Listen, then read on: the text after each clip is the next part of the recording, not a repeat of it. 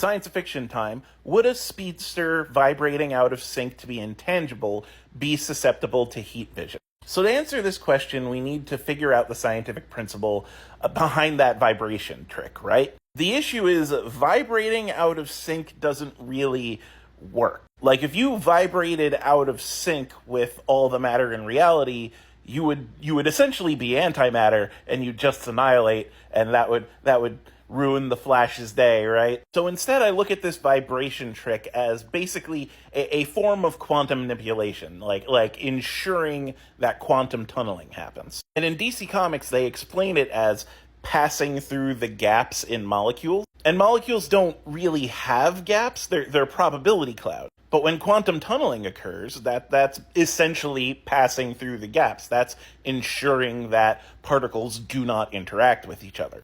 In which case, a speedster vibrating out of sync likely would not be susceptible to heat vision, because heat vision is presumably carried by some force carrier particle, like photons, right? And if a speedster can vibrate out of sync with any other subatomic particle, I don't see why they couldn't do the same thing with photons. In which case, they would vibrate in such a way that the subatomic particles that make up the mass of their body do not interact with the photons that are in heat vision. And so the Flash should be able to be intangible to Superman's heat vision. It is worth noting that you can call photons smaller than the particles that make up the atoms and molecules in our body, but at that point, if you can't vibrate at a rate that small, skill issue, I guess.